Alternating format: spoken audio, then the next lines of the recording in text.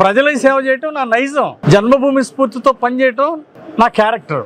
నేను ఒక ఆశయం కోసం పనిచేస్తున్నా, జన్మభూమి రుణం తీర్చుకోవాలనే ఆశయం కోసం పనిచేస్తున్నా. నువ్వేమో దోచుకోవడం కోసమే పుట్టావు.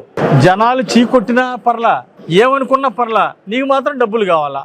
ఏందని బోడి సంపాదన? ఇన్ని వందల కోట్లుంటే ఎందుకయ్యా? 100 కోట్లుంటే మూట కట్టుకొని పోతావా నువ్వు?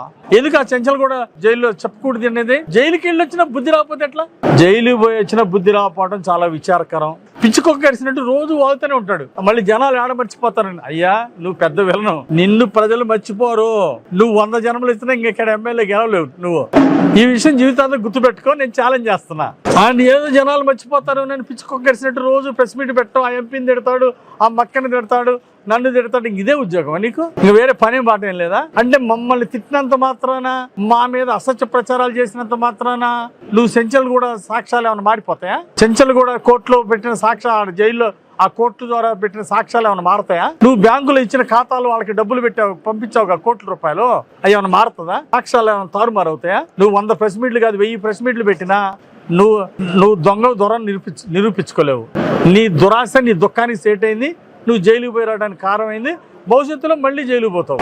ఆ మట్టి అంతా తోలపోతున్నారు కొండ మీద అంటావు. అసలు తోలకపోయిన మట్టి అంతా ఇప్పుడు నీ టైంలోనే మహానుభావుడివి.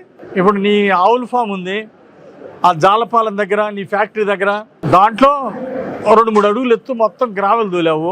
అక్కడ ఉన్న కుంటలన్నీ బూట్ చేసావు.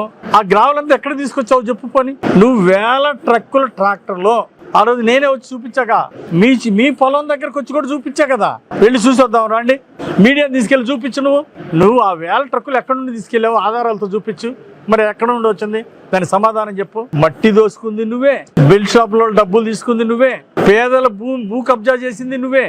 భూబకాసుడు అని నిన్ను ఎందుకు అంటున్నారు? ఒకసారి గుర్తు చేసుకో. దళితుల భూములు ఎందుకు భూ కబ్జా చేసావు? ప్రైవేట్ భూములు, ప్రభుత్వ భూములు బెదిరించి నీ అధికారం ప్రజలు ఇచ్చి ఒక్క అవకాశం అంటే మిమ్మల్ని గెలిపించిన పాపానికి ఆ అధికారాన్ని అడ్డం పెట్టుకుని బెదిరిస్తారా? భయపెడతారా? భయపెట్టి లాక్కుంటావా భూములు? ప్రైవేట్ వ్యక్తుల దగ్గర ప్రభుత్వ భూములు లాక్కుంటావా? ఇంకా 100 కోట్లున్నా నీకు అధికారాన్ని అడ్డం పెట్టుకుని దోపిడీ పోలేదు, దోచుకున్నావు. భవిష్యత్తులో అనుభవించు.